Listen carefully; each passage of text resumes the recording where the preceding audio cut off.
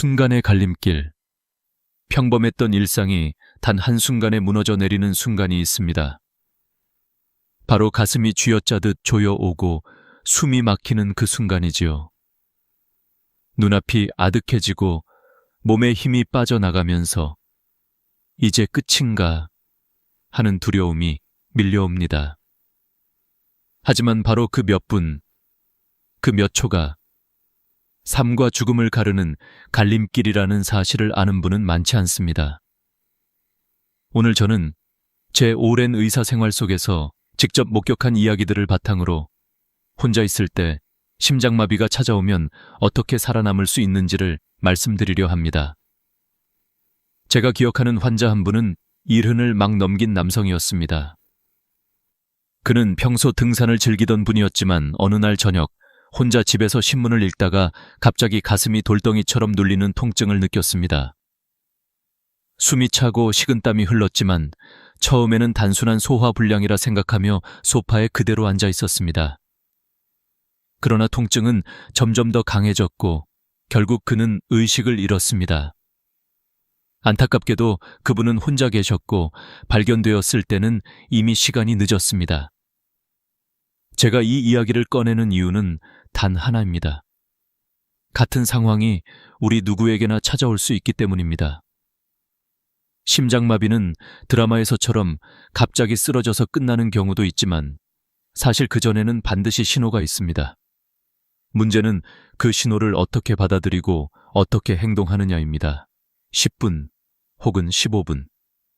이 짧은 시간이 골든타임이라고 불리는 이유는 그 시간 동안의 선택이 생명을 결정하기 때문입니다.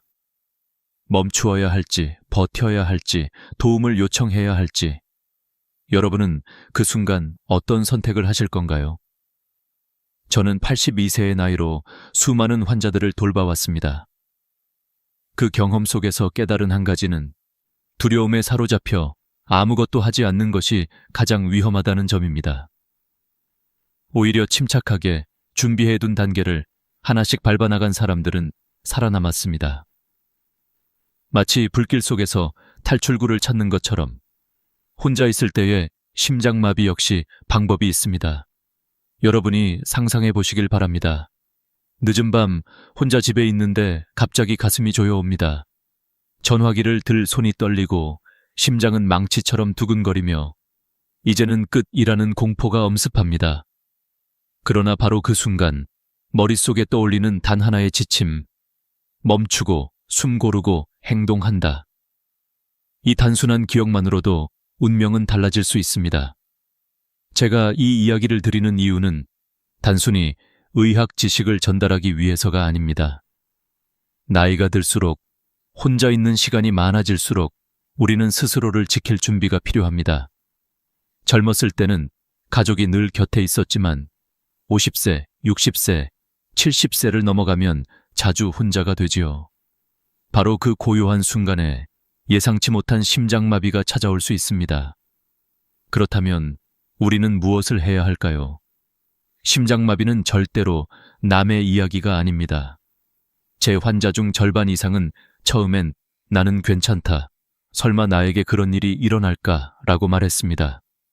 하지만 막상 위기가 닥쳤을 때 그렇게 생각한 분일수록 더 큰 위험에 빠졌습니다. 반대로 평소에 준비하고 작은 신호를 놓치지 않고 침착하게 대처한 분들은 다시 가족 곁으로 돌아갈 수 있었습니다. 이제 우리는 선택해야 합니다. 무심히 지나칠 것인가? 아니면 오늘 이 순간부터 준비된 사람이 될 것인가? 저는 여러분께 말하고 싶습니다. 지금 이 순간 영상을 보고 있는 바로 여러분이 내일의 생존자가 될 수 있다는 것을요. 제가 드리는 이야기는 단순한 지식 전달이 아니라 실제로 수많은 환자들의 삶과 죽음을 가른 현장에서 나온 진실입니다. 그 진실 속에는 두려움도 있고 안타까움도 있고 무엇보다 희망이 있습니다. 그리고 그 희망은 단 한 가지, 알고 행동하는 것에서 비롯됩니다. 곧 이어서 저는 심장마비가 찾아오기 전에 나타나는 미묘한 신호들, 우리가 놓치기 쉬운 경고들을 말씀드릴 것입니다. 하지만 지금 이 순간만큼은 꼭 기억해 주십시오. 생과 사의 갈림길에서 가장 중요한 것은 바로 여러분이 두려움에 굴복하지 않고 첫 발을 내딛는 용기라는 것을요. 보이지 않는 전조. 심장마비는 번개처럼 갑자기 내려치는 것 같지만 사실은 미리 경고를 보냅니다. 문제는 우리가 그 경고를 눈치채지 못하거나 대수롭지 않게 넘긴다는 것입니다. 저는 50년간 수많은 환자들의 이야기를 들으며 한 가지 분명히 깨달았습니다. 몸은 반드시 신호를 보낸다는 것. 그 신호를 읽지 못하면 위기는 곧 재앙이 됩니다. 대표적인 전조 증상은 가슴 중앙의 압박감입니다. 마치 무거운 돌덩이가 올라앉은 듯 혹은 코끼리가 짓누르는 듯한 통증이지요. 그러나 여기서 중요한 점은 모든 환자가 똑같은 통증을 느끼는 것은 아니라는 사실입니다. 남성은 대체로 전형적인 흉통을 보이지만 여성과 당뇨 환자들은 전혀 다른 모습으로 나타납니다. 구토, 속쓰림, 극심한 피로, 어지럼증 같은 소화불량 증세와 비슷한 모습으로 다가오기 때문에 흔히 간과됩니다. 실제로 저의 환자 중 한 여성은 명치 부근이 더부룩하고 소화가 잘 안 되는 줄 알았다고 했습니다. 그러나 그것은 위장이 아니라 심장의 외침이었습니다. 또 다른 환자는 오랜 친구의 환갑잔치에 참석한 날이었습니다. 즐겁게 대화를 나누던 중 갑자기 숨이 차고 식은땀이 흘렀습니다. 주변 사람들은 단순히 긴장하거나 과음한 탓이라고 생각했지만 사실은 심장혈관이 막히기 시작한 순간이었습니다. 다행히 그는 곧바로 병원으로 이송되어 응급시술을 받고 목숨을 건졌습니다. 하지만 그때 그분이 조금만 더 참아보자고 했다면 어떻게 되었을까요? 저는 아직도 아찔합니다. 심장마비의 전조는 때로는 너무나 일상적인 모습으로 다가옵니다. 계단을 오를 때 숨이 갑자기 가빠지거나 가벼운 산책 중에 설명할 수 없는 피로감이 몰려오기도 하지요. 중요한 것은 이 변화가 평소와 다르다는 점입니다. 환자들은 흔히 말합니다. 늘 힘들었는데 이번엔 뭔가 달랐습니다. 그 뭔가 다르다는 직감이 바로 신호입니다. 통계적으로도 의미 있는 수치가 있습니다. 심장마비 환자의 약 70%가 사전에 경고 증상을 경험합니다. 하지만 그중 절반 이상은 이를 무시하거나 단순한 피로로 여깁니다. 결국 이 무심함이 골든타임을 빼앗아갑니다. 저는 환자들에게 항상 강조합니다. 몸은 거짓말을 하지 않습니다. 갑작스럽고 설명하기 힘든 변화가 찾아온다면 그것은 몸이 보내는 가장 정직한 메시지입니다. 여기서 중요한 질문을 던져봅시다. 만약 여러분이 혼자 집에 있는데 갑자기 가슴이 조여오고 숨쉬기가 힘들어진다면 여러분은 어떻게 하시겠습니까? 많은 분들이 당황해서 오히려 몸을 움직이고 소화제를 찾으러 부엌으로 가거나 물을 마시려 합니다. 그러나 바로 그 행동이 심장을 더 힘들게 하고 위기를 악화시킵니다. 의학적으로도 활동을 이어가는 순간 심장 근육은 더 많은 산소를 요구하게 되고 이미 막힌 혈관은 그 요구를 충족하지 못해 더 빠른 손상으로 이어집니다. 저는 이런 상황을 여러 번 목격했습니다. 한 환자는 집에서 빨래를 널다가 갑자기 통증이 시작됐습니다. 그는 평소 제가 알려드린 대로 움직이지 말고 즉시 앉으라는 지침을 떠올렸습니다. 그래서 빨래를 내려놓고 소파에 앉아 천천히 숨을 고르며 바로 119에 신고했습니다. 결과적으로 그는 큰 후유증 없이 회복했습니다. 그 차이는 단 몇 분, 단 한 번의 올바른 선택에서 비롯된 것입니다. 심장마비의 전조 증상은 이렇게 다양하고 예측 불가능해 보입니다. 그러나 한 가지 공통점이 있습니다. 바로 익숙하지 않은 불편함입니다. 평생 겪어보지 못한 새로운 통증, 낯선 불안감, 원인 모를 피로. 그것이 바로 몸이 외치는 경고입니다. 지금 이 영상을 보고 계신 여러분께 당부드립니다. 나이가 들수록 몸의 변화는 무수히 많습니다. 그러나 그 중에서도 낯설고 설명하기 어려운 증상이 갑자기 찾아온다면 반드시 심장을 의심하십시오. 그것이 위기를 막는 첫 걸음입니다. 이제 우리는 분명히 알게 되었습니다. 보이지 않는 전조는 결코 무시해서는 안 된다는 것. 그리고 그 신호를 눈치챈 순간 해야 할 일은 단 하나, 멈추고 대처를 시작하는 것입니다. 이어지는 부분에서는 바로 그 순간, 생명을 지키기 위한 첫 행동에 대해 이야기하겠습니다. 생명을 지키는 첫 행동. 앞서 말씀드린 보이지 않는 전조를 눈치챘다면 이제는 결단의 순간이 찾아옵니다. 바로 이 단계에서 어떻게 움직이느냐가 생존을 결정합니다. 저는 수많은 사례에서 같은 진실을 확인했습니다. 멈추고 요청하고 길을 열어두는 단순한 행동이 목숨을 살린다는 사실입니다. 첫 번째로 반드시 해야 할 것은 모든 활동을 즉시 멈추는 것입니다. 심장은 이미 위기에 처해 있습니다. 이때 설거지를 하든 계단을 오르든 TV를 보든 상관없습니다. 움직임을 계속하는 순간 심장은 더 많은 산소와 에너지를 요구하지만 막힌 혈관은 그 요구를 채울 수 없습니다. 결과적으로 심장 근육은 빠르게 손상됩니다. 어떤 환자는 단순히 조금만 더 정리하고 앉아야지 라는 생각에 몇 분을 허비하다가 치명적인 결과를 맞이했습니다. 반대로 즉시 움직임을 멈춘 분은 골든타임을 지켜냈습니다. 두 번째 행동은 지체 없이 119에 전화를 거는 것입니다. 많은 분들이 조금 더 지켜보다가 괜찮아지면 괜찮겠지라는 착각을 합니다. 그러나 심장마비는 기다려주지 않습니다.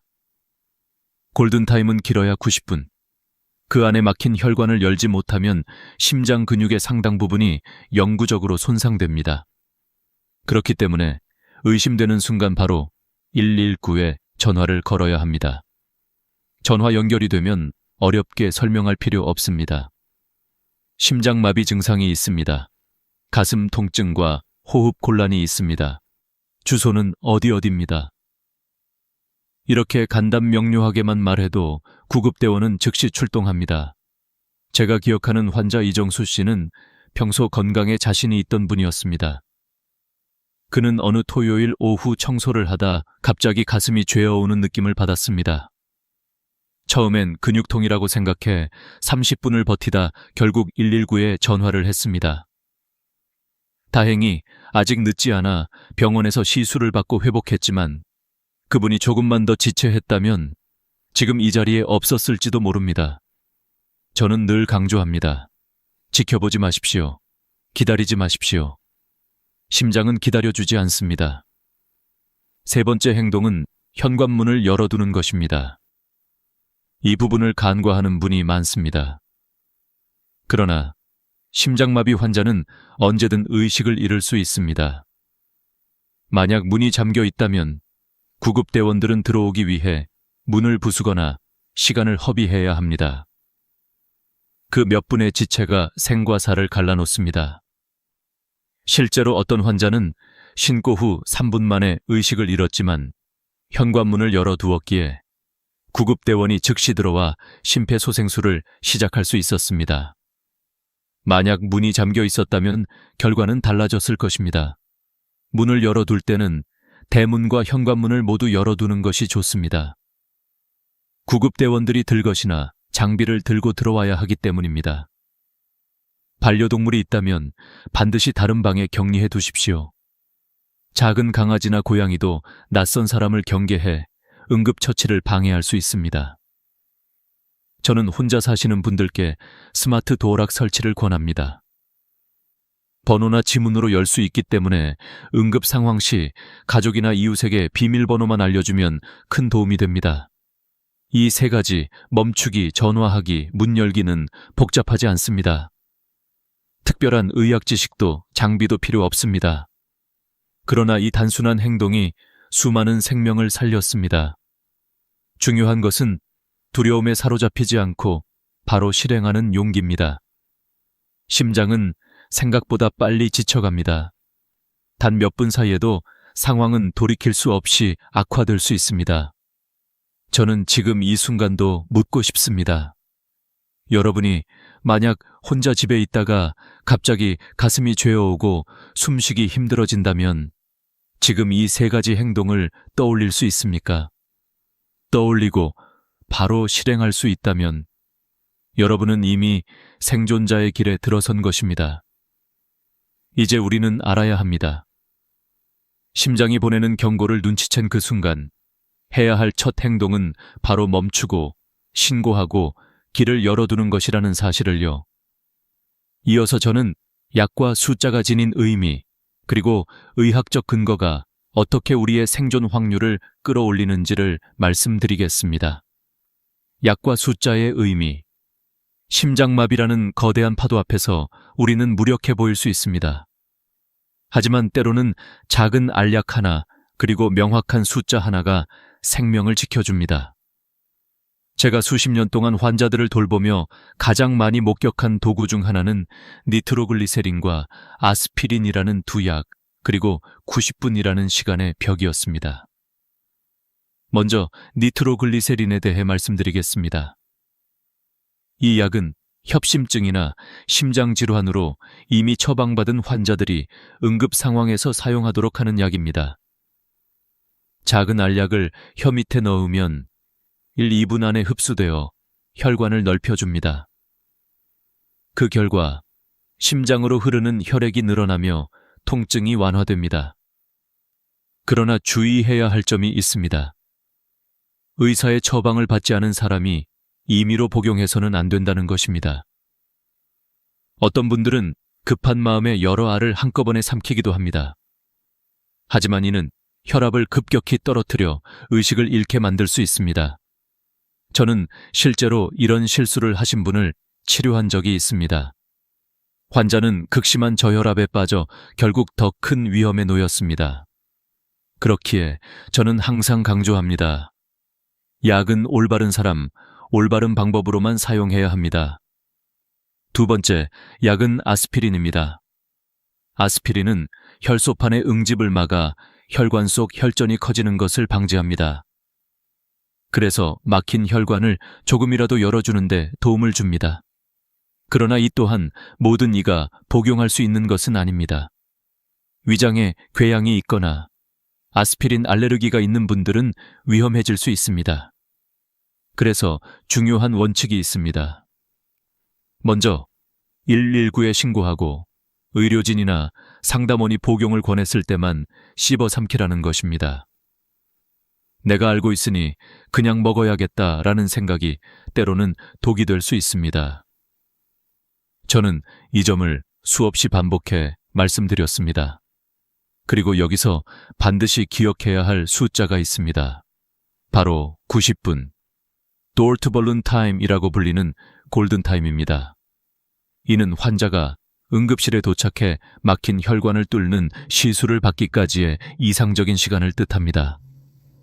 국제적으로 90분 안에 시술을 받는 것이 심장 근육의 손상을 최소화하는 기준으로 알려져 있습니다. 문제는 병원에 도착하기 전, 즉 집에서 보내는 시간이 이 시간을 갉아먹는다는 점입니다. 만약 신고를 늦추거나 약 복용의 시간을 허비한다면 그만큼 시술 시간도 늦어집니다. 결과적으로 심장 근육은 더 큰 손상을 입게 됩니다. 저는 이 숫자의 무게를 너무나 잘 알고 있습니다. 예전에 한 환자는 통증이 시작된 후 30분을 참다가 신고했습니다. 병원 도착까지 40분, 시술 준비에 30분이 걸렸습니다. 결국 첫 증상부터 시술까지 100분이 지나버렸습니다. 환자는 살아났지만 심장 근육의 일부가 이미 죽어버려 평생 심부전에 시달려야 했습니다. 반대로 증상이 시작되자마자 119에 신고하고 곧바로 이송된 환자는 60분 만에 시술을 마쳤습니다. 그분은 거의 후유증 없이 일상으로 돌아갔습니다. 불과 40분 차이였지만 인생 전체를 바꿔놓은 시간이었습니다. 여러분께서는 이 이야기를 들으며 이렇게 생각하실 수 있습니다. 그 몇 분이 정말 그렇게 큰 차이를 만들까? 네, 그렇습니다. 심장은 매 순간 산소와 영양을 공급받아야 살아남습니다. 1분이 지날 때마다 수백만 개의 세포가 죽어갑니다.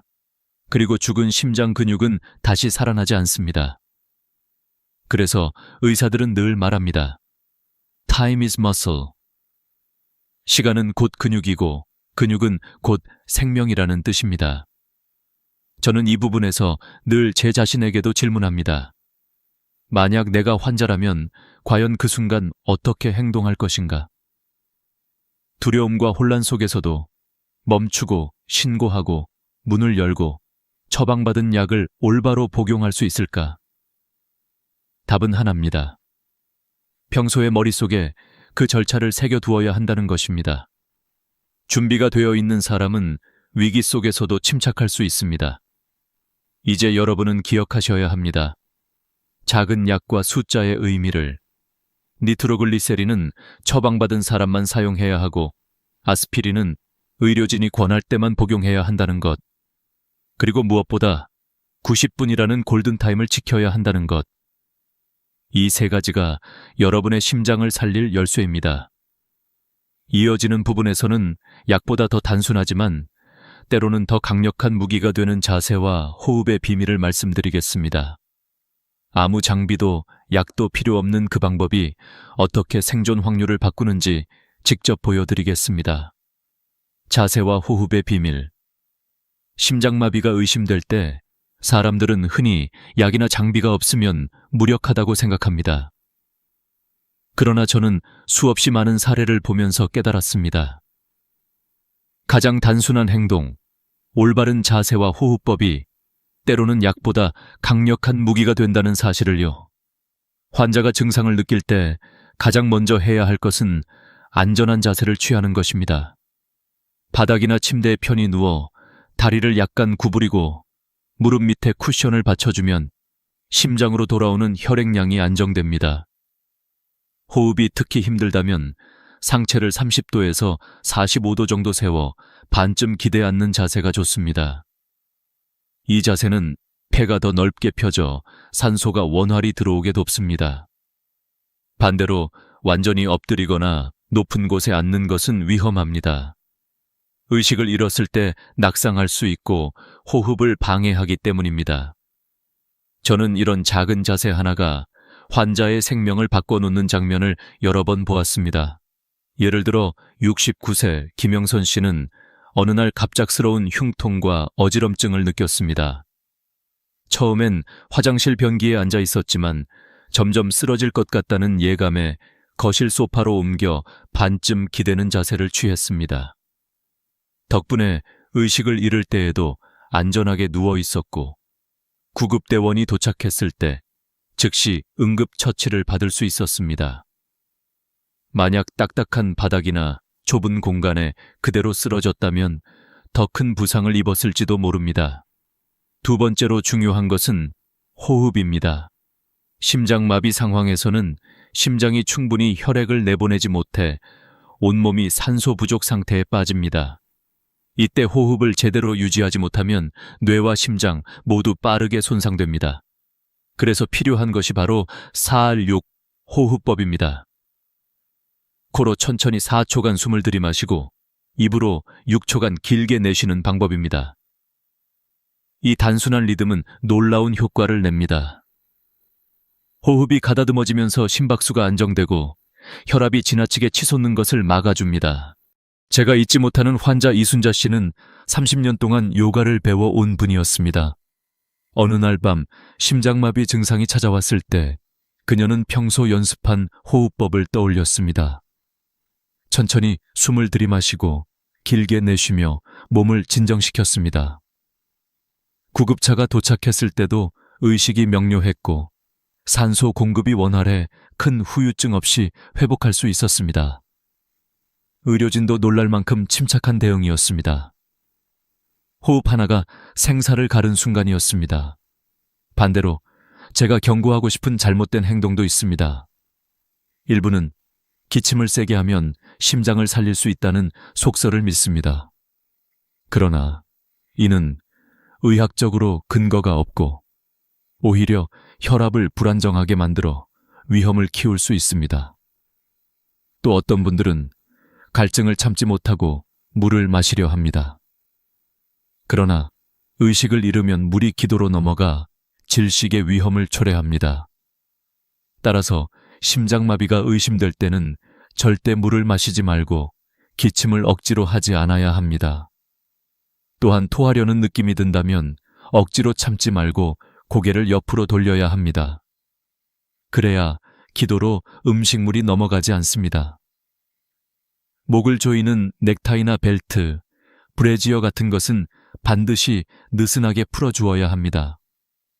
작은 액세서리조차 혈액순환을 방해할 수 있습니다. 그리고 천유지 역시 무시하면 안 됩니다. 심장 기능이 약해지면 천이 떨어지기 쉽습니다.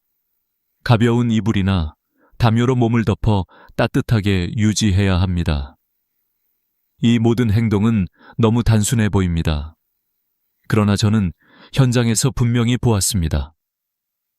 자세와 호흡만으로도 환자가 구급대가 올 때까지 의식을 유지하는 경우가 얼마나 많은지, 반대로 잘못된 자세와 호흡으로 상황이 급격히 나빠지는 경우도 많았습니다. 그렇기에 저는 항상 말합니다. 약이 없어도, 기계가 없어도 자세와 호흡은 언제든 준비할 수 있는 최고의 응급처치라고.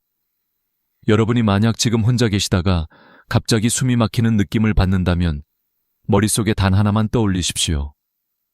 몸을 안전하게 두고 천천히 숨을 고르는 것. 이 단순한 기억이 심장을 지키는 방패가 될 것입니다. 이제 우리는 한 걸음 더 나아가야 합니다. 올바른 자세와 호흡으로 시간을 벌었다면 이제는 혼자가 아님을 기억해야 합니다. 가족, 이웃, 그리고 작은 준비들이 또 다른 생명의 끈이 되어줍니다. 이어지는 부분에서는 혼자가 아닐 때 얻을 수 있는 힘과 준비의 지혜를 이야기하겠습니다. 혼자가 아닙니다. 심장마비라는 위기는 언제나 두려움과 고독을 동반합니다. 그러나 제가 오랫동안 지켜본 수많은 사례 속에서 한 가지 분명한 사실은 사람은 결코 혼자가 아니라는 점입니다. 적절한 순간에 가족이나 이웃 혹은 작은 기계 하나가 생명의 끈이 되어준다는 것이지요. 119에 이미 전화를 걸었다 해도 그 다음에는 가까운 가족이나 이웃에게 연락해야 합니다. 지금 심장마비 증상이 있어서 119에 신고했으니 빨리 와주세요. 이렇게 간단 명료하게만 말하면 됩니다. 그 한마디가 환자에게는 심리적 안정이 되고 구조대가 도착할 때까지 이어지는 다리가 됩니다. 제가 만난 환자 박철수 씨는 아내가 친정에 간 날 혼자 있다가 가슴 통증을 겪었습니다. 그는 즉시 아들에게 전화를 걸었지만 아들이 멀리 있어 금방 올 수 없는 상황이었지요. 그래서 평소 친하게 지내던 옆집 아주머니께 전화를 걸었습니다. 아주머니는 곧장 달려와 구급차가 도착할 때까지 곁을 지켜주었습니다. 환자는 말했습니다. 누군가 옆에 있다는 것만으로도 살 수 있다는 용기가 생겼습니다. 이 경험을 통해 저는 늘 강조합니다. 도움을 요청하는 것을 부끄러워하지 마십시오. 한두 명이면 충분합니다. 많은 사람에게 일일이 설명하려 애쓰다 보면 체력을 낭비하고 혼란에 빠질 수 있습니다. 가까운 가족 혹은 신뢰할 수 있는 이웃, 이 정도면 충분합니다. 그리고 오늘날에는 기술이 또 다른 구원자가 될 수 있습니다. 바로 스마트폰의 응급 의료 정보 기능입니다. 아이폰을 사용하신다면 건강 앱에서 의료 아이디를 설정해 두십시오. 혈액형, 복용 중인 약, 알레르기, 긴급 연락처를 입력해 놓으면 폰이 잠겨 있어도 구급대원이 즉시 확인할 수 있습니다. 안드로이드 폰도 마찬가지입니다. 안전 및 긴급 메뉴에서 의료 정보를 설정해 두면 화면이 잠겨 있어도 볼 수 있습니다. 저는 실제로 이 기능이 환자의 생명을 살린 사례를 경험했습니다. 정문식 씨는 와파린이라는 혈액 희석제를 복용 중이었는데 심장마비로 의식을 잃은 채 발견되었습니다. 구급대원이 휴대폰의 의료 정보를 확인하고 즉시 병원에 알렸습니다. 덕분에 위험한 약물 상호작용을 피할 수 있었고 환자는 무사히 회복할 수 있었습니다. 만약 그 정보가 없었다면 응급처치는 훨씬 위험했을 것입니다. 혼자라는 상황은 누구에게나 두렵습니다. 그러나 가족, 이웃, 그리고 작은 기계의 준비는 우리가 결코 혼자가 아님을 알려줍니다. 저는 수많은 노인 환자들에게 늘 이렇게 말씀드립니다. 당신이 혼자 살아도 준비된 연락망이 있다면 결코 혼자가 아닙니다. 냉장고나 현관에 긴급 연락처를 붙여두는 것도 좋은 방법입니다. 응급 상황에서 구급대원이 가장 먼저 보는 곳이 바로 그곳이기 때문입니다. 여러분, 심장마비는 불시에 찾아옵니다. 그러나 두려움 속에서도 우리는 외치며 기억해야 합니다. 나는 혼자가 아니다. 작은 도움을 청하는 손길, 스마트폰의 설정, 냉장고 위의 쪽지. 이 모든 것이 심장을 뛰게 하는 또 다른 심줄입니다. 이제 마지막으로 저는 제 삶이 가르쳐준 교훈을 나누고 싶습니다. 의학의 발전과 수많은 기술보다 더 중요한 것, 바로 예방과 마음가짐입니다. 다음으로 이어지는 마지막 부분에서 저는 50년간 의사로 살아오며 얻은 궁극적인 깨달음을 말씀드리겠습니다. 그것은 단순히 위기를 넘기는 법이 아니라 평생을 지켜주는 삶의 지혜입니다. 삶이 가르쳐준 교훈. 저는 82년의 인생과 50년의 의사 생활을 통해 한 가지 분명한 진실을 배웠습니다. 의학은 생명을 구하는 강력한 도구지만 무엇보다 중요한 것은 준비와 예방이라는 사실입니다. 심장마비라는 거대한 폭풍은 언제든 찾아올 수 있습니다. 그러나 그 순간을 어떻게 맞이하느냐는 우리가 평소에 어떤 마음가짐과 생활을 했는가에 달려 있습니다. 저는 수많은 환자들을 보았습니다. 어떤 이는 두려움에 휩싸여 아무것도 하지 못했고 결국 소중한 시간을 잃었습니다. 또 어떤 이는 평소에 배운 대로 침착하게 행동하며 한 단계씩 지침을 따라갔습니다. 그 차이가 생과 사를 갈랐습니다. 저는 그 모습을 지켜보며 확신하게 되었습니다. 준비된 사람은 위기를 기회로 바꿀 수 있다.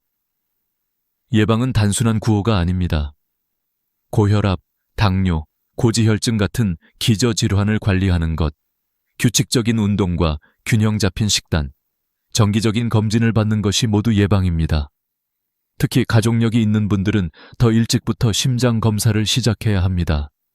부모나 형제 중 심장병을 앓은 분이 있다면 40세부터는 매년 검진을 받는 것이 좋습니다. 저는 환자들에게 항상 말합니다.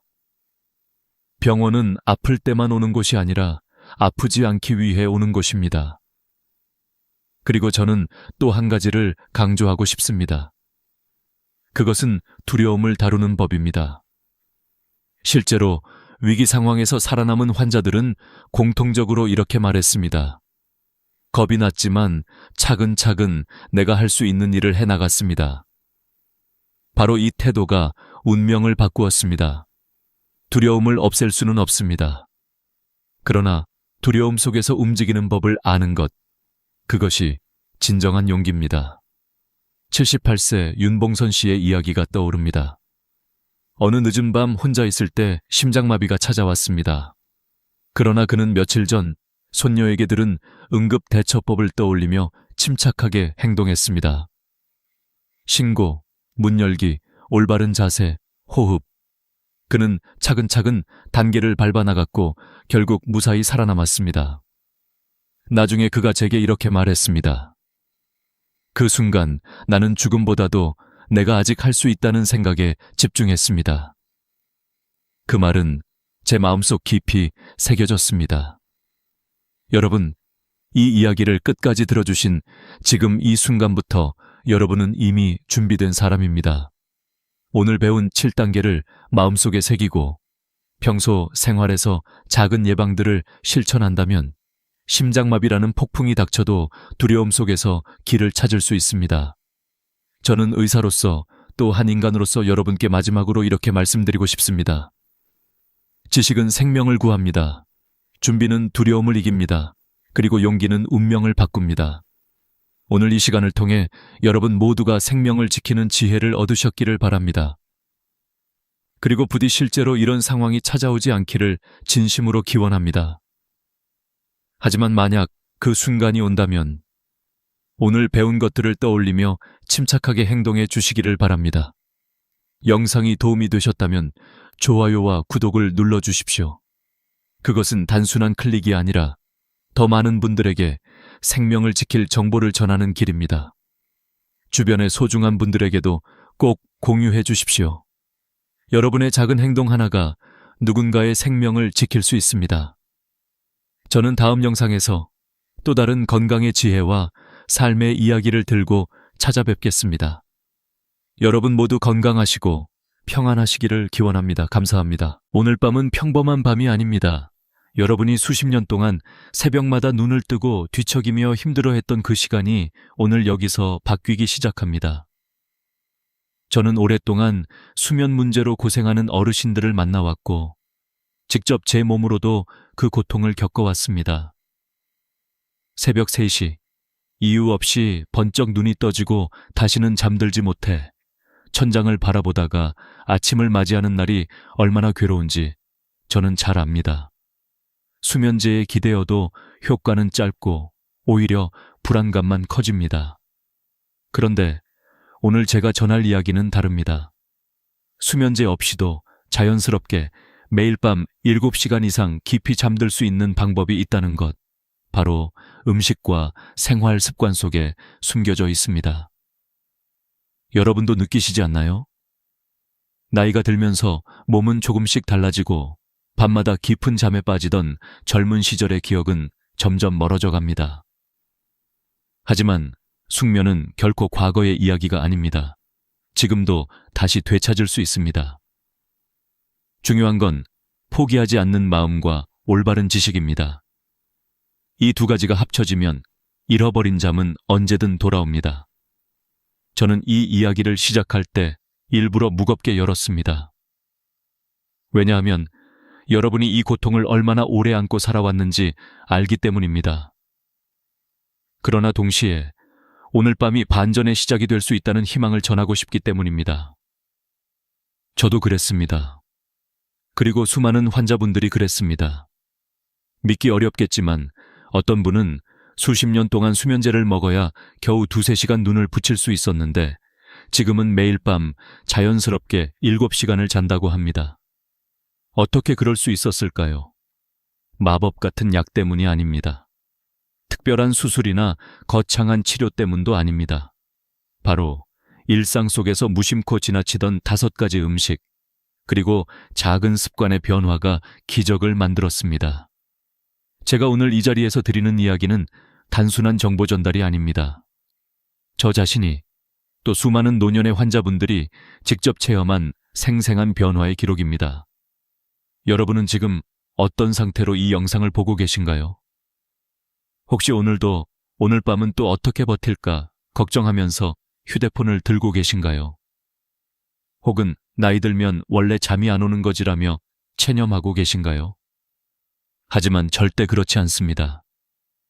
나이와 상관없이 인간의 뇌와 몸은 여전히 숙면을 갈망하고 있습니다. 단지 그 길을 다시 열어주는 열쇠가 필요할 뿐입니다. 지금부터 저는 여러분께 그 열쇠를 하나하나 보여드릴 겁니다.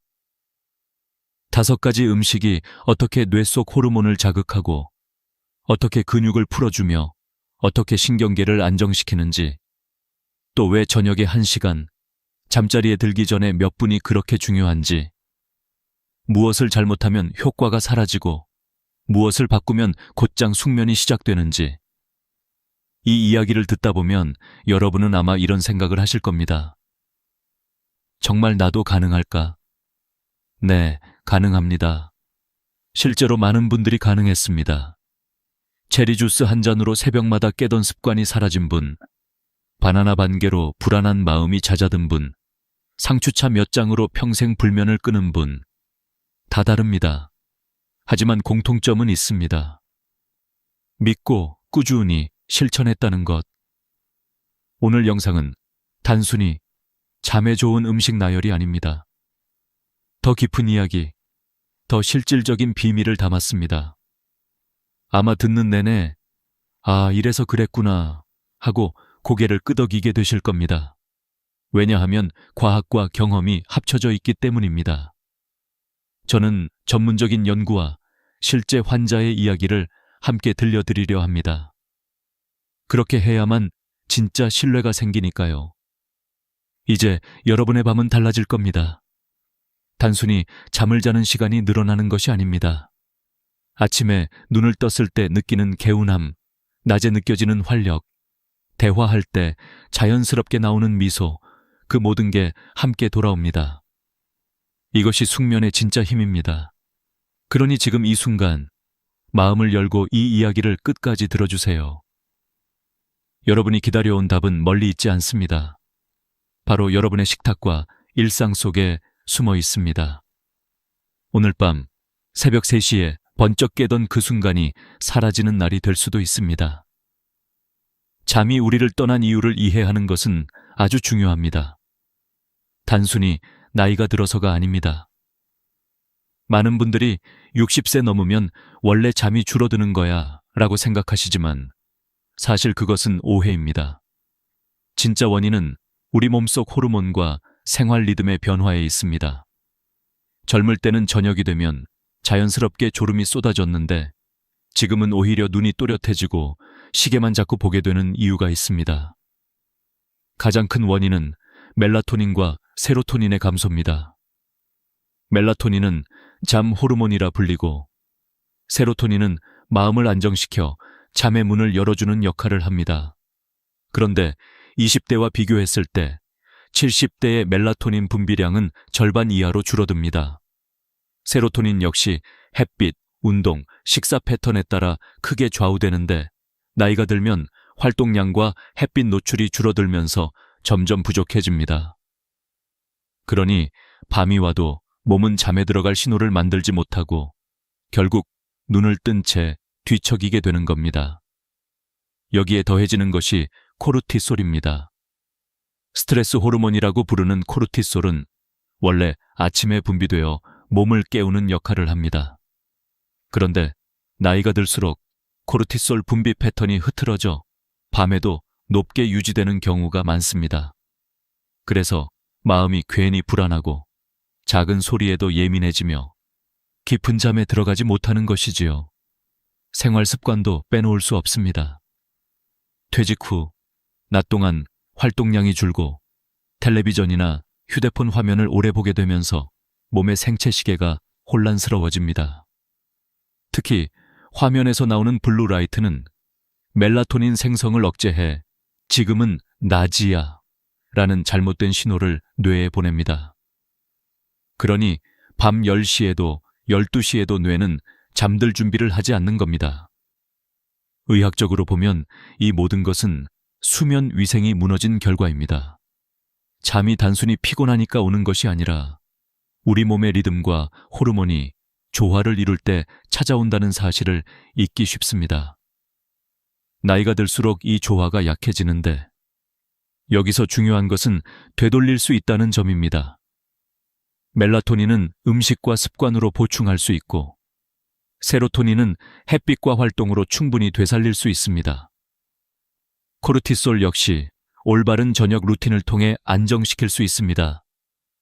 실제로 2019년 한국의 한 노인의학 연구에서 65세 이상 불면 환자 300명을 조사했더니 70% 이상이 낮에 햇빛 노출이 부족했고 80% 이상이 자기 전까지 TV나 스마트폰을 오래 사용하고 있었습니다. 생활 습관을 조금만 바꾸었을 때 불면 증상이 크게 개선된 사례가 많았습니다. 단순히 나이 탓으로 돌렸다면 결코 알 수 없었던 부분입니다. 한번 상상해 보세요. 저녁 8시에 스마트폰을 내려놓고 불을 조금 낮추고 따뜻한 차 한 잔을 마시며 몸을 이완시킨다면 뇌는 다시 이제 잘 시간이다 라는 신호를 받게 됩니다. 우리 몸은 생각보다 단순합니다. 올바른 신호를 주면 그대로 반응합니다. 문제는 우리가 그 신호를 잘못 보내왔다는 데 있습니다. 여기서 중요한 포인트는 조금만 바꿔도 달라진다는 것입니다. 하루아침에 완전히 새로운 생활을 만들 필요는 없습니다. 단 10분의 산책, 단 30분의 화면 줄이기, 단 한 가지 음식의 추가만으로도 몸은 즉각 반응합니다. 실제로 많은 환자분들이 한두 가지 습관만 바꿔도 며칠 만에 수면의 질이 개선되는 경험을 하셨습니다. 그러니 결론은 명확합니다. 잠이 우리를 떠난 것이 아니라 우리가 잠에게 잘못된 길을 안내해온 겁니다. 이제부터 다시 그 길을 바로잡으면 됩니다. 멜라토닌과 세로토닌을 채워주고 코르티솔을 잠재우며 생체 시계를 원래 자리로 돌려놓는 것. 그 시작이 바로 여러분의 식탁과 일상 속 작은 선택에 있습니다. 이제 본격적으로 어떤 음식들이 그 역할을 하는지 살펴볼 차례입니다. 여러분이 늘 보던 과일과 채소, 그리고 평범한 곡식들이 사실은 잠의 열쇠라는 사실을 알게 되면 분명 놀라실 겁니다. 그리고 그 놀라움이 바로 희망이 될 것입니다. 잠을 부르는 5가지 음식에 대해 이야기할 때 많은 분들이 처음에는 반신반의합니다. 과일과 채소, 곡식 따위가 어떻게 수면제를 대신할 수 있을까 하고 말이지요. 하지만 저는 여러 해 동안 수많은 환자분들을 보면서 이 5가지가 단순한 음식이 아니라 뇌와 몸의 호르몬 균형을 회복시키는 열쇠라는 것을 확인했습니다. 오늘은 체리, 바나나, 호두, 귀리, 상추에 대해 말씀드리되 단순한 나열이 아니라 왜 효과가 있고 어떻게 먹어야 하며 어떤 주의점이 있는지를 하나씩 풀어드리겠습니다. 먼저 체리입니다. 체리는 멜라토닌 저장소라고 불러도 과언이 아닙니다. 특히 신맛이 나는 몽모랑시 체리에는 천연 멜라토닌이 풍부하게 들어있습니다. 어떤 연구에서는 일반 과일보다 100배 가까운 멜라토닌이 함유되어 있다고 밝혔습니다. 실제로 미국 미시간 대학에서 65세 이상 불면증 환자에게 체리 주스를 2주간 마시게 했더니 수면 시간이 평균 85분 늘었습니다. 하지만 여기서 중요한 점이 있습니다. 달콤한 체리보다 신체리가 효과가 크고 반드시 설탕이 첨가되지 않은 순수한 주스를 선택해야 한다는 것입니다. 한국에서는 신체리를 구하기 어렵다면 냉동 체리나 100% 체리 주스를 활용할 수 있습니다. 섭취법은 간단합니다. 저녁 식사 후 2-3시간 뒤, 잠들기 1시간 전쯤 200ml의 주스나 15알 정도의 체리를 드시면 됩니다. 너무 과하게 먹으면 오히려 소화가 방해될 수 있으니 주의하세요. 다음은 바나나입니다. 바나나는 단순한 과일이 아니라 트립토판 공장입니다. 트립토판은 뇌에서 세로토닌으로 변환되고 다시 멜라토닌으로 전환되어 숙면을 돕습니다. 게다가 바나나에는 마그네슘과 칼륨이 풍부해 긴장을 풀고 신경을 안정시켜줍니다. 하버드 의대 보고서에 따르면 노인의 90%가량이 마그네슘 결핍을 겪고 있었는데 이는 수면 장애와 깊은 관련이 있습니다. 바나나는 그 부족분을 채워주는 훌륭한 도구입니다. 단, 익은 정도가 중요합니다. 너무 덜 익으면 소화가 어렵고 너무 과숙하면 당분이 과해 혈당을 올립니다. 껍질의 갈색 반점이 조금 올라온 정도가 가장 적당합니다. 크기가 보통인 바나나라면 반 개에서 1개, 잠들기 30분 전쯤 드시면 좋습니다. 당뇨가 있는 분들은 반 개 정도로 줄이는 것이 안전합니다. 우유와 함께 섭취하면 칼슘과 마그네슘의 시너지가 배가 됩니다. 세 번째는 호두입니다. 호두는 그 자체로도 멜라토닌을 함유하고 있지만 더 중요한 것은 오메가3 지방산입니다. 오메가3는 뇌의 송과체 기능을 돕고 멜라토닌 분비를 촉진하는 역할을 합니다. 실제로 텍사스 대학의 연구에 따르면 꾸준히 호두를 먹은 그룹이 그렇지 않은 그룹보다 평균 20분 일찍 잠들고 깊은 수면 단계로 진입하는 시간이 단축되었습니다. 하지만 호두는 칼로리가 높습니다. 하루에 4알, 반으로 나누면 8쪽 정도가 적당합니다. 반드시 생호두를 드시고 설탕이나 소금이 들어간 가공호두는 피하세요. 드시는 시간은 저녁 식사 후 1~2시간 뒤, 잠자기 2시간 전에 맞추는 것이 좋습니다. 네 번째는 귀리입니다. 귀리는 흔히 아침 식사로만 생각되지만 실제로는 밤에 더 강력한 효과를 발휘합니다. 귀리에는 트립토판과 함께 복합 탄수화물이 들어있어 혈당을 천천히 올려주며 세로토닌 생성을 도와줍니다. 또 귀리 속 베타글루칸은 스트레스 호르몬인 코르티솔 수치를 낮추어 마음을 안정시킵니다. 스탠퍼드 수면연구소의 보고에 따르면 귀리를 저녁 식사 대용으로 섭취한 노인 환자들이 3주 만에 수면질이 40% 이상 향상되었습니다. 귀리는 죽으로 끓여 드시는 것이 가장 좋고 바나나 반 개와 호두, 몇 알을 곁들이면 완벽한 수면 식단이 됩니다. 다만 당뇨가 있는 분들은 바나나 대신 블루베리 같은 베리를 넣는 것이 좋습니다. 마지막으로 상추입니다. 상추는 흔히 쌈 채소로만 생각하지만 실제로는 천연 수면제라는 별명을 가진 식품입니다. 상추에 들어있는 락투신이라는 성분은 뇌를 진정시키고 신경계를 안정시킵니다. 고려대 연구에서도 상추 추출물을 섭취한 그룹이 평균 25분 빨리 잠들고 깊은 수면 비율이 크게 증가한 결과가 있었습니다. 가장 좋은 섭취법은 상추를 데쳐서 따뜻한 차처럼 마시는 방법입니다. 잠들기 1시간 전에 상추 5장 정도를 끓는 물에 데워 우린 뒤 꿀을 조금 넣어 드시면 효과가 극대화됩니다. 또 상추는 칼로리가 낮아 늦게 먹어도 부담이 없고 당뇨나 고혈압 환자도 안심할 수 있습니다. 여기서 강조하고 싶은 점은 이 5가지 음식을 무작정 먹는다고 되는 것이 아니라는 것입니다. 올바른 순서와 타이밍이 있어야 효과가 나타납니다. 그리고 개인의 건강 상태에 따라 섭취량을 조절해야 합니다. 그러나 한 가지 확실한 건 있습니다. 꾸준히만 하신다면 여러분도 반드시 변화를 체감하게 된다는 사실입니다. 이제 이 5가지를 어떻게 배치하고 어떤 시간에 섭취하면 가장 큰 효과를 얻는지 구체적인 황금 루틴을 소개하겠습니다.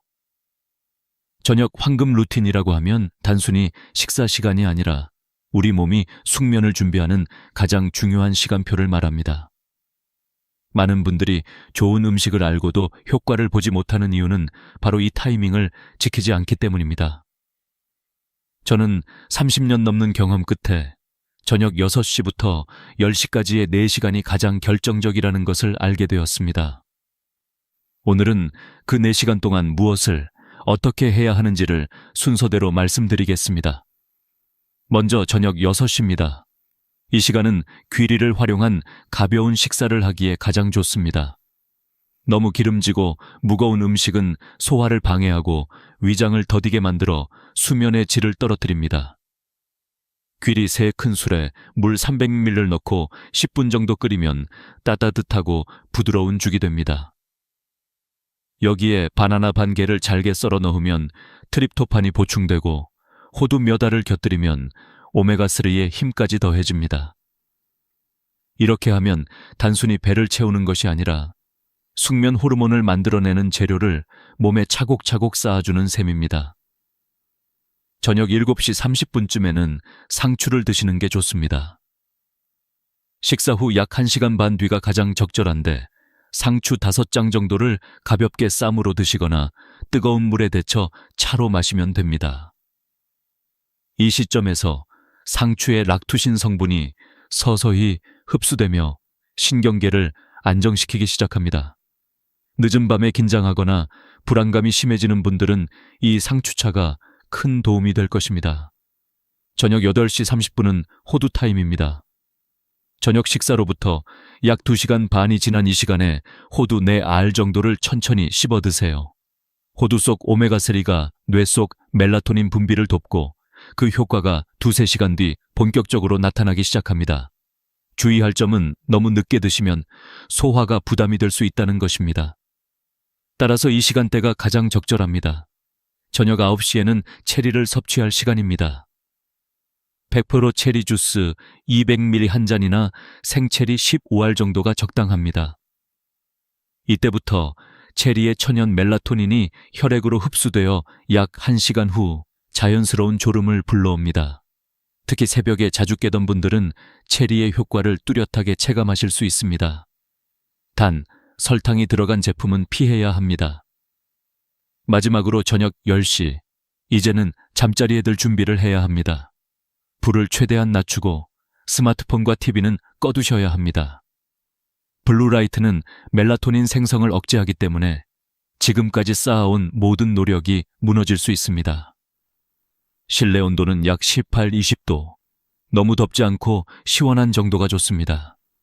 이 상태에서 몸을 침대에 눕히면 앞서 드신 음식들의 성분이 혈액 속에 흡수되어 시너지 효과를 발휘하기 시작합니다. 여기서 작은 팁을 하나 더 드리겠습니다. 잠자리에 들기 전 5분 정도는 심호흡이나 가벼운 스트레칭을 해보세요. 복식 호흡으로 천천히 숨을 들이마시고 내쉬는 것만으로도 부교감 신경이 활성화되어 뇌와 몸이 깊은 수면 모드로 전환됩니다. 이때 심장이 차분해지고 천이 서서히 내려가면서 잠의 문이 열리게 됩니다. 결국 중요한 것은 순서와 시간입니다. 6시 귀리와 바나나, 7시 반 상추, 8시 반 호두, 9시 체리, 10시 침실. 이 리듬이 바로 숙면의 황금 루틴입니다. 매일 지키기는 쉽지 않겠지만 일주일에 3번이라도 따라 해보시면 몸이 변하는 것을 분명 느끼실 수 있습니다. 아침에 일어났을 때 머리가 맑아지고 낮에 활력이 생기며 무엇보다도 밤에 잠드는 것이 두렵지 않게 됩니다. 이 황금 루틴은 단순한 권장이 아니라 수많은 환자분들이 직접 실천해보고 효과를 증명한 생활 시나리오입니다. 그러니 믿고 따라와 주십시오. 이제 다음으로는 이 루틴을 통해 실제로 변화를 겪은 사람들의 이야기를 전해드리겠습니다. 진짜 변화를 보여드리기 위해 저는 몇 분의 실제 사례를 준비했습니다.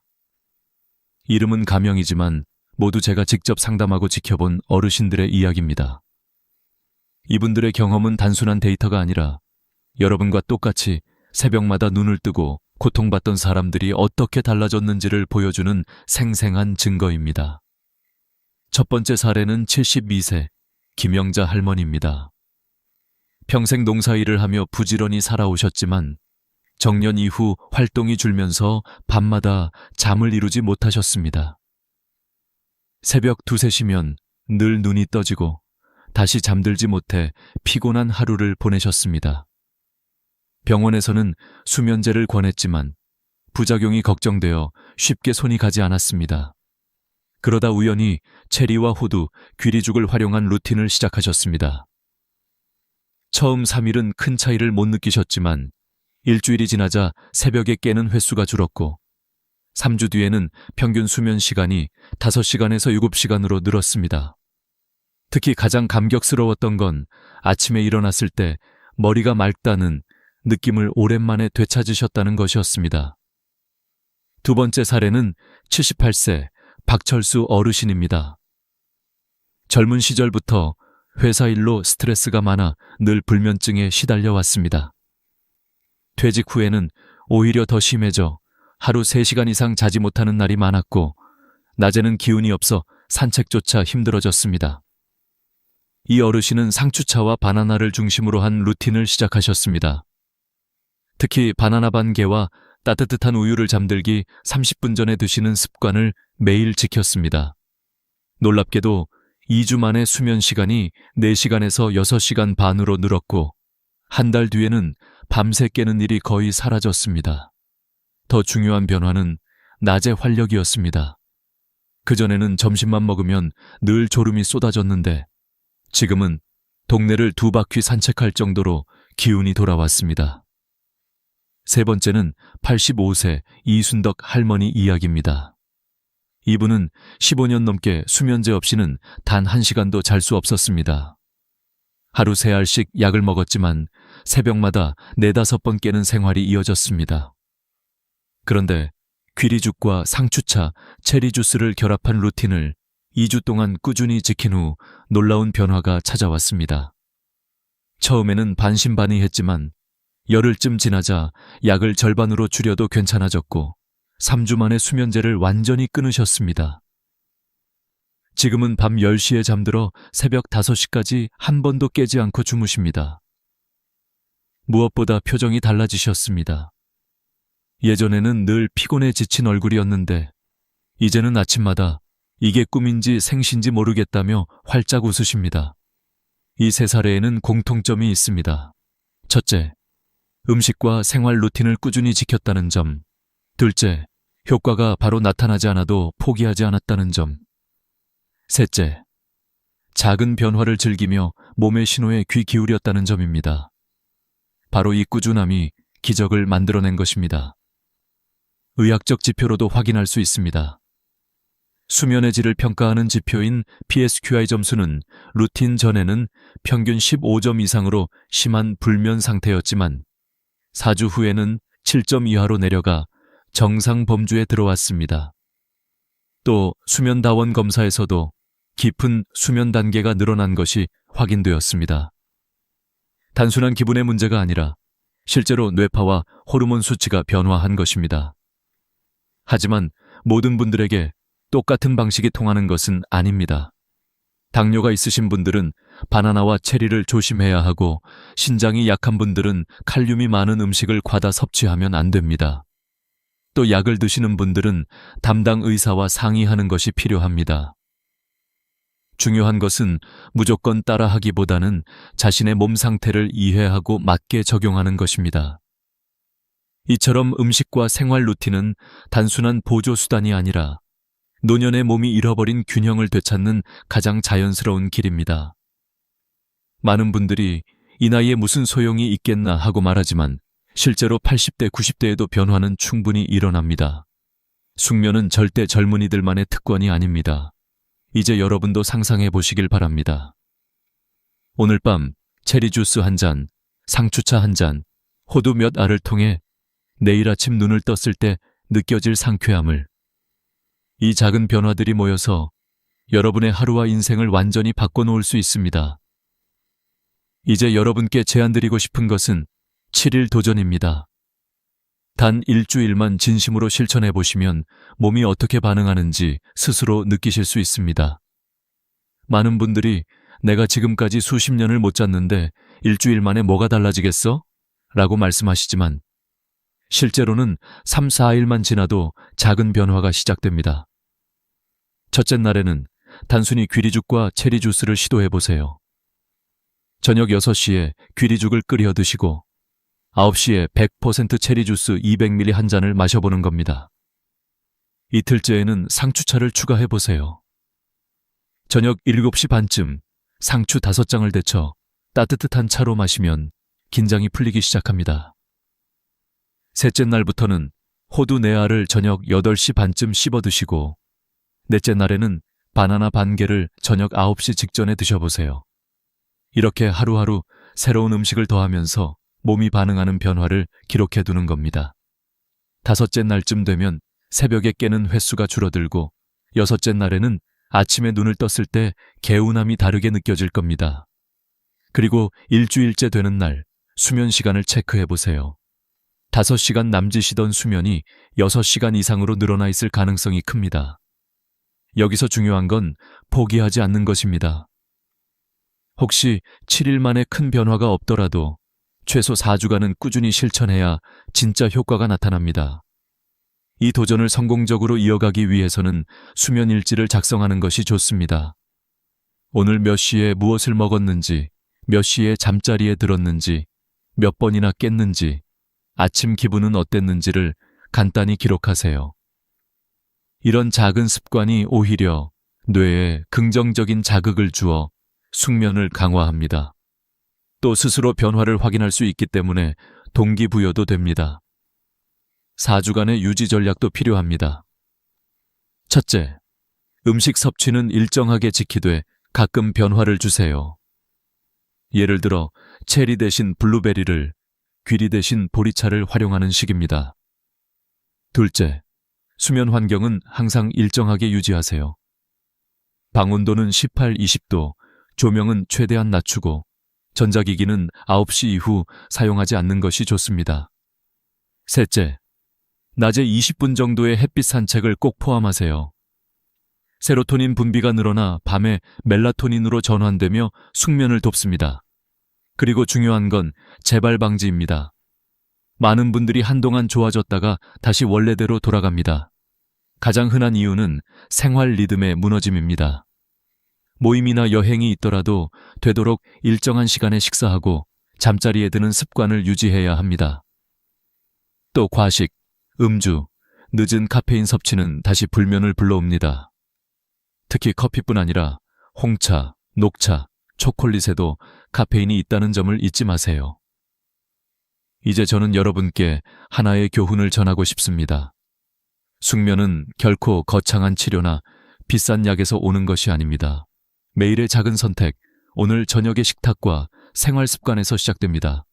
체리, 바나나, 호두, 귀리, 상추. 이 5가지를 올바른 시간에 섭취하는 것만으로도 인생이 달라질 수 있습니다.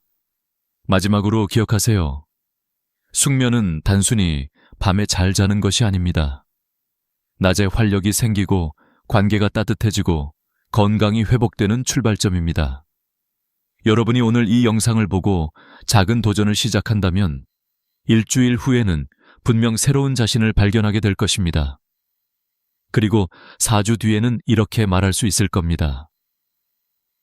이제 나는 더 이상 수면제가 필요 없다. 여러분 혹시 알고 계셨나요? 한국에서 매년 겨울철만 되면 욕실에서 발생하는 사고로 수많은 어르신들이 응급실로 실려간다는 사실을요.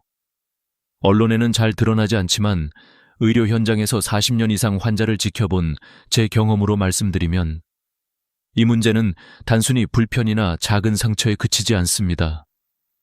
때로는 심장마비, 뇌졸중, 골절과 같은 치명적인 결과로 이어지곤 합니다. 그 정도는 아니겠지라고 생각하시는 분들도 많지만 실상은 우리가 상상하는 것보다 훨씬 더 위험합니다. 제가 기억하는 한 환자분의 이야기를 들려드리겠습니다. 78세의 한 어르신은 평생 매일같이 아침 저녁으로 뜨거운 물로 목욕을 하셨습니다.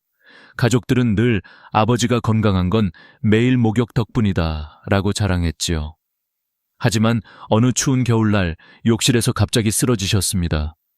가족이 다행히 바로 발견했기에 목숨을 건지셨지만 그날 이후로는 이전처럼 걷거나 움직이기 어려워지셨습니다.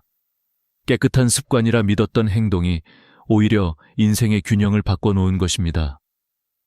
이 이야기를 들으면서 혹시 이런 생각이 드시나요? 나는 아직 괜찮은데 매일 목욕이 왜 위험하지? 바로 그 의문이 오늘 우리가 함께 풀어야 할 주제입니다. 저는 여러분께 단순히 공포를 심어드리려는 것이 아닙니다. 오히려 그 반대입니다. 정확한 정보를 통해 스스로를 지키고 사랑하는 가족을 지킬 수 있도록 돕고 싶습니다. 한국 사회에서 어르신 세대는 청결을 특별히 중요하게 여기십니다. 전쟁 이후 가난하고 열악한 위생 환경 속에서 성장하신 경험이 있기 때문입니다. 그 시절에는 매일 씻는 것이 사치였고 깨끗이 씻는다는 것은 곧 건강과 존엄을 지키는 방법이었습니다. 그래서 지금도 많은 어르신들이 하루라도 씻지 않으면 불안하고 불편하다고 느끼십니다. 하지만 문제는 나이가 들수록 신체가 젊을 때처럼 환경 변화에 대응하지 못한다는 점입니다. 특히 65세를 넘어서면 천 조절 능력, 혈압 안정 능력, 균형 감각이 크게 떨어집니다. 이런 변화들이 욕실이라는 제한된 공간에서 동시에 작용하면 아주 작은 실수가 치명적인 사고로 이어질 수 있습니다. 여러분은 혹시 겨울철 욕실에서 김이 모락모락 피어오르는 장면을 떠올리시나요? 따뜻하고 편안해 보이지만 바로 그 순간이 가장 위험할 때입니다. 뜨거운 물속에서 혈관은 순식간에 확장되고 심장은 급격한 변화를 따라잡으려 애씁니다. 그 결과 갑작스러운 저혈압, 어지럼증, 심지어 실신으로 이어질 수 있습니다. 제가 매년 병원에서 만나는 수많은 사례가 이를 증명합니다. 단순히 몸이 약해서 그렇다 라고 치부하기에는 너무나 반복적으로 일어나는 일입니다. 오늘 이 영상을 통해 저는 여러분께 5가지 충격적인 진실을 나누고자 합니다. 하지만 단순히 위험만을 말씀드리진 않겠습니다. 각 진실 뒤에는 반드시 여러분이 실천할 수 있는 구체적인 방법과 지혜도 함께 드릴 겁니다. 그 방법은 제가 오랜 세월 수천 명의 환자를 진료하면서 직접 검증한 것들이기에 실제 생활에 바로 적용할 수 있습니다. 혹시 지금 부모님이나 조부모님이 매일 뜨거운 물에 몸을 담그고 계신가요? 그렇다면 오늘의 이야기는 단순한 정보가 아니라 소중한 생명을 지킬 수 있는 결정적인 계기가 될 수 있습니다. 지금부터 시작될 이야기를 끝까지 함께 해주시길 바랍니다. 여러분의 몇 분이 어쩌면 사랑하는 가족의 10년을 지켜줄 수 있기 때문입니다. 이제 본격적으로 첫 번째 진실을 말씀드리겠습니다.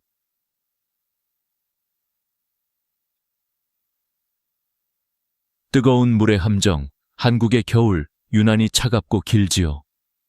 그래서 많은 어르신들이 하루의 피로를 풀기 위해 뜨끈한 물에 몸을 담그곤 합니다.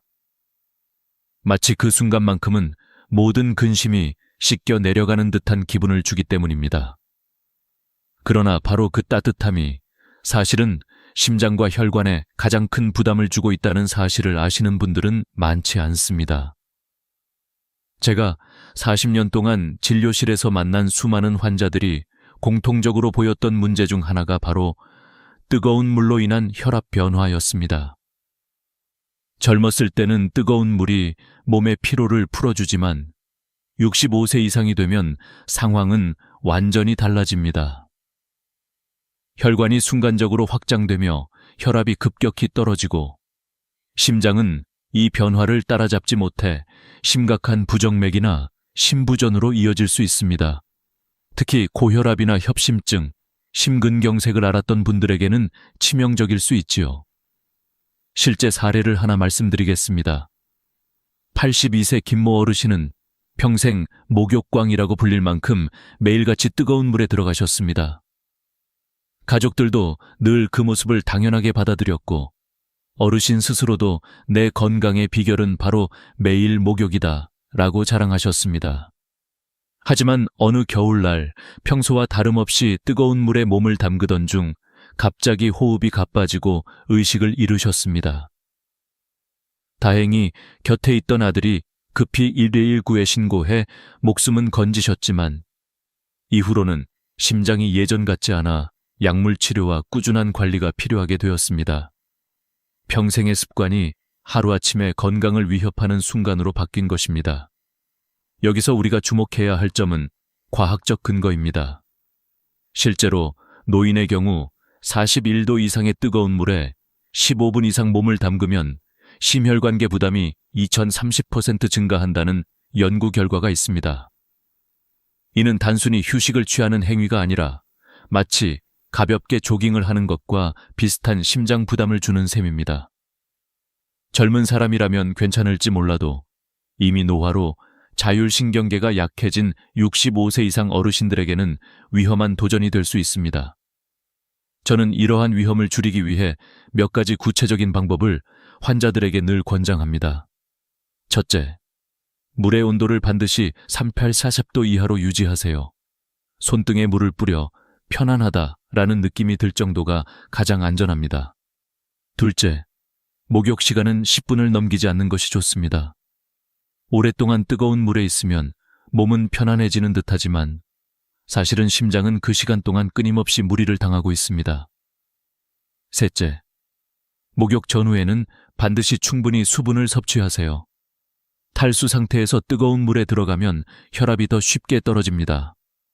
넷째, 앉아서 목욕하거나 샤워하는 습관을 들이세요. 혹시 모를 실신에 대비해 낙상 위험을 줄일 수 있습니다. 다섯째, 가능하다면 혼자 목욕하지 말고 가족이 근처에서 지켜봐 주는 것이 좋습니다. 특히 80세 이상이라면 더욱 그렇습니다. 이쯤에서 혹시 이런 의문이 드실지도 모릅니다. 그럼 이제 평생 뜨거운 물에 못 들어가는 건가요? 아닙니다. 중요한 건 습관의 전환입니다. 뜨거운 물 대신 미지근한 물에서 짧게 목욕을 즐겨도 충분히 몸을 이완시킬 수 있습니다. 실제로 제 환자 중에는 처음에는 아쉬웠지만 오히려 지금은 가볍고 상쾌하다라고 말씀하시는 분들이 많습니다. 뜨거움이 아니라 편안함을 선택하는 것이 건강을 지키는 길입니다. 마지막으로 한 가지 기억하셔야 할 점이 있습니다. 사고는 대체로 나는 괜찮다라는 자만심 속에서 일어납니다. 하지만 몸은 나이를 속이지 않습니다. 65세 이후의 신체는 미묘한 변화에도 크게 흔들릴 수 있습니다. 오늘 제가 드린 이야기는 단순한 경고가 아니라 앞으로의 삶을 더욱 안전하게 만들기 위한 지혜입니다. 작은 습관의 변화가 심장을 지키고 나아가 생명을 지킬 수 있습니다. 이제 두 번째 진실을 확인했으니 다음으로는 또 다른 은밀한 위험, 바로 피부 건강에 얽힌 이야기를 이어가겠습니다. 피부의 비밀. 여러분, 혹시 이렇게 생각해 본 적이 있으신가요? 매일 뜨거운 물로 구석구석 씻는 것이 오히려 피부 건강을 해칠 수 있다는 사실을요. 많은 분들이 청결을 위해 혹은 깔끔한 습관이라고 믿으며 매일같이 비누로 몸을 씻습니다. 그러나 나이가 들수록 피부는 젊을 때와 달라지고 그로 인해 오히려 깨끗함이 병이 되는 순간이 찾아옵니다. 제가 진료실에서 만난 수많은 어르신들 가운데 공통적으로 호소하던 증상이 바로 심한 피부 건조와 가려움증이었습니다. 78세 김모 할머니의 경우가 대표적입니다. 평생 청결을 철저히 지키시며 하루도 빠짐없이 목욕을 하셨습니다. 그런데 어느 날부터인가 밤마다 가려움증 때문에 잠을 설치기 시작하셨습니다. 검사 결과 피부가 극도로 건조해져 있었고 미세한 균열까지 발생한 상태였습니다. 본인은 깨끗하게 씻어서 건강을 지켜왔다고 생각하셨지만 사실은 매일같이 씻는 습관이 피부의 보호막을 무너뜨리고 있었던 것입니다. 의학적으로 설명드리자면 65세 이상이 되면 피부의 지질 생성이 20대의 절반 수준으로 떨어집니다. 다시 말해 피부 스스로 수분을 붙잡고 보호할 힘이 약해진다는 것이죠. 이런 상태에서 매일 뜨거운 물과 강한 비누로 씻으면 남아있던 보호막까지 사라지고 피부는 갈라지며 쉽게 손상됩니다. 실제 연구에서도 65세 이상 노인이 일주일에 4번 이상 전신을 비누로 씻을 경우 피부 건조증 발생률이 60% 이상 증가한다는 결과가 나왔습니다. 단순한 불편을 넘어 긁다가 피부가 상처나고 세균 감염으로까지 이어질 수 있습니다. 실제로 저는 피부가 갈라져 세균 감염으로 입원한 환자를 여러 차례 보았습니다. 깨끗이 씻었는데 왜 병원에 와야 하죠? 라는 질문을 자주 받았지요. 그 이유는 단 하나, 깨끗함이 과해져 면역의 방패까지 함께 벗겨졌기 때문입니다. 그렇다면 어떻게 해야 할까요? 저는 환자분들에게 다음과 같은 노인 피부 지침을 알려드립니다. 첫째, 목욕 횟수는 주 3회 정도가 적당합니다. 피부는 회복할 시간이 필요합니다. 둘째, 비누는 겨드랑이, 사타구니 등 꼭 필요한 부위에만 사용하고 전신에는 되도록 사용하지 않는 것이 좋습니다. 셋째, 비누나 클렌저는 반드시 약산성 pH 5.5, 6.0를 고르세요. 일반 비누는 알칼리성이어서 피부를 더 건조하게 만듭니다.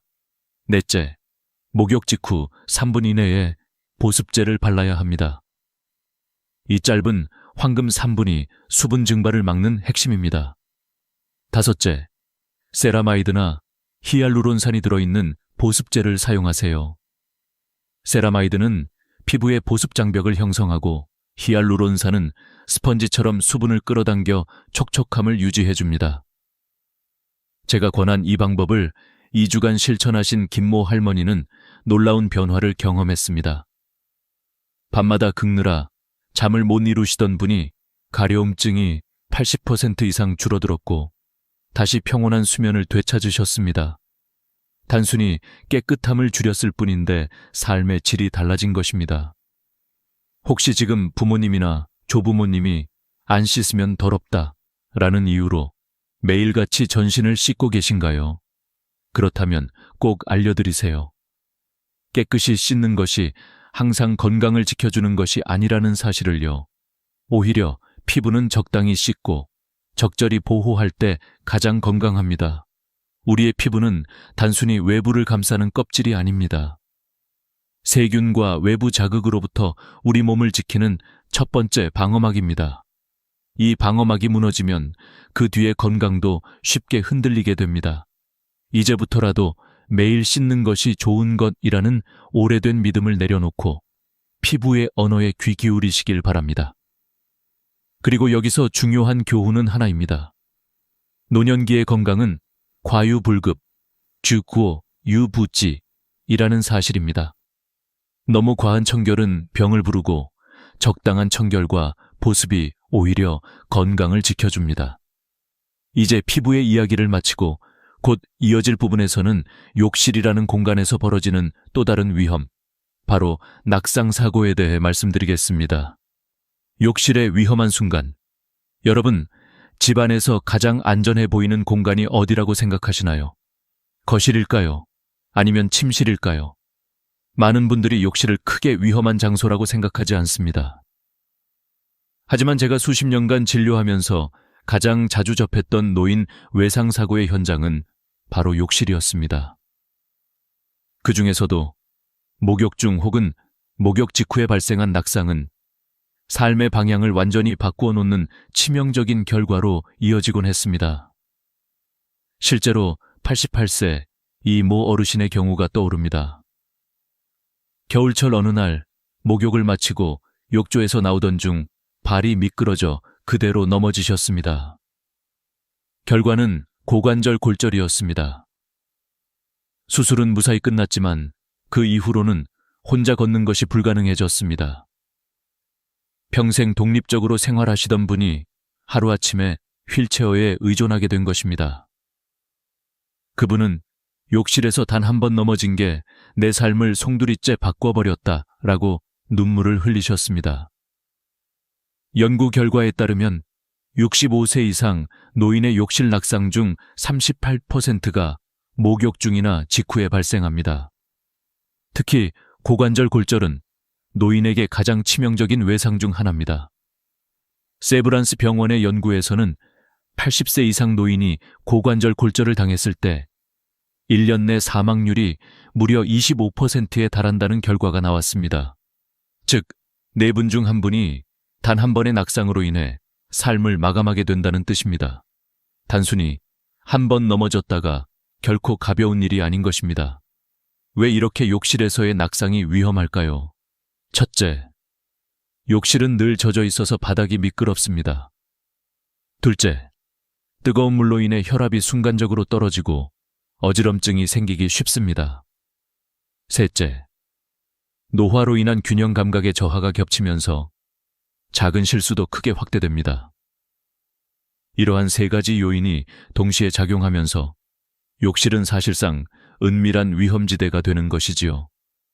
그렇다면 어떻게 대비할 수 있을까요?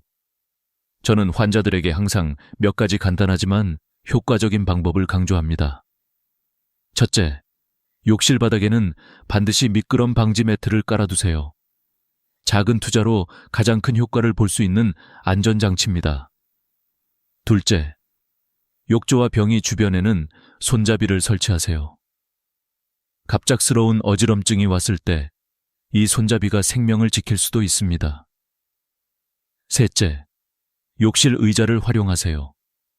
서서 샤워하기보다는 앉아서 하는 것이 훨씬 안전하며 실제로 낙상 위험을 90% 이상 줄여줍니다. 넷째, 목욕 전후에는 천천히 움직이세요. 특히 일어날 때는 급하게 행동하지 않는 것이 중요합니다. 다섯째, 가능하다면 혼자서 목욕하지 마시고 가족의 도움을 받으세요. 80세 이상이라면 이는 선택이 아니라 필수라고 할 수 있습니다. 이 방법들을 꾸준히 지키신 한 환자분이 계십니다. 85세 이모 할아버지는 예전에는 자주 미끄러져 넘어지셨지만 제가 알려드린 안전수칙을 철저히 지키신 뒤로는 1년 넘게 단 한 번도 사고가 나지 않았습니다. 오히려 앉아서 샤워하는 것이 훨씬 편하고 여유롭다고 말씀하셨습니다. 결국 습관을 바꾸는 것이 안전을 지키는 가장 큰 무기였던 것입니다. 혹시 지금 부모님이나 조부모님이 욕실에서 혼자 목욕하고 계시다면 꼭 이번 내용을 알려드리시길 바랍니다. 낙상은 단 한 번이면 충분합니다. 하지만 그 한 번은 평생을 바꾸는 치명적인 사건이 될 수 있습니다. 작은 준비와 습관의 변화가 노후의 안전과 존엄을 지킬 수 있습니다. 이제 우리는 욕실의 은밀한 위험에 대해 알아보았습니다. 이어지는 다음 이야기에서는 또 다른 숨겨진 변수, 바로 천과 수면의 관계 속에 숨어있는 역설에 대해 말씀드리겠습니다. 천과 수면의 역설, 많은 분들이 이렇게 말씀하십니다. 뜨거운 물로 몸을 뜨고 나면 숙면에 도움이 된다. 젊었을 때는 이 말이 맞을 수도 있습니다. 하지만 65세 이상이 되면 이야기는 완전히 달라집니다. 실제로 제가 연구팀과 함께 진행한 수면 연구에서 75세 이상 노인 200명을 대상으로 실험한 결과는 매우 충격적이었습니다. 뜨거운 물로 목욕을 한 그룹은 오히려 수면의 질이 저하되고 깊은 잠에 드는 시간이 짧아졌으며 밤중에 깨는 횟수가 크게 늘어났습니다. 뜨거운 목욕이 숙면을 돕는다라는 믿음이 노년기에는 역설적으로 건강을 해치는 결과로 이어진 것입니다. 왜 이런 현상이 생길까요? 그 이유는 천 조절 능력의 저하 때문입니다. 젊을 때는 뜨거운 물에 들어갔다 나오면 천이 서서히 떨어지면서 자연스럽게 멜라토닌 분비가 촉진되어 수면을 유도합니다. 하지만 노년기에는 천 변화에 적응하는 능력이 떨어져 뜨거운 목욕 후 천이 불규칙하게 떨어지거나 급격히 낮아집니다. 그 결과 몸이 안정되지 못하고 오히려 뒤척이며 잠을 설치게 되는 것이지요. 82세 이모 할머니의 사례를 말씀드리겠습니다. 평생 잠들기 전 뜨거운 목욕을 하는 습관이 있던 분이었습니다. 하지만 수십 년간 불면증으로 고통받아 오셨습니다. 제가 권한 것은 간단했습니다. 물 온도를 38도 정도로 낮추고 목욕 시간을 5도에 10분으로 줄이며 잠들기 3시간 전에 목욕하도록 습관을 바꾸는 것이었습니다. 놀랍게도 몇 주 만에 깊은 잠을 잘 수 있었고 오랫동안 의존하던 수면제도 끊을 수 있었습니다. 습관의 작은 변화가 수십 년 고통을 해결한 것입니다. 여러분, 이 사실이 중요한 이유는 단순히 잠을 잘 자는 문제가 아니기 때문입니다. 수면은 노년기 건강의 핵심입니다. 좋은 수면은 면역력을 높이고 치매와 같은 인지 질환을 예방하며 우울증과 같은 정신 건강에도 큰 영향을 미칩니다. 반대로 수면의 질이 떨어지면 노화가 가속화되고 각종 만성 질환의 위험도 높아집니다. 따라서 목욕 습관이 단순히 위생의 문제가 아니라 전신 건강과 직결된 문제라는 사실을 이해하셔야 합니다. 그렇다면 노인에게 가장 적절한 수면을 위한 목욕법은 무엇일까요? 첫째, 물 온도는 반드시 미지근해야 합니다. 38도 전후가 가장 적당합니다. 둘째, 목욕 시간은 짧게 5대 20분을 넘기지 않는 것이 좋습니다. 셋째, 목욕은 잠들기 직전이 아니라 최소 3시간 전에 하셔야 합니다. 그래야 천이 안정되면서 자연스럽게 졸음이 찾아옵니다. 넷째, 목욕 후에는 따뜻한 허브차 한 잔이 도움이 됩니다. 몸 안쪽부터 따뜻해지면서 편안함을 느끼게 하지요.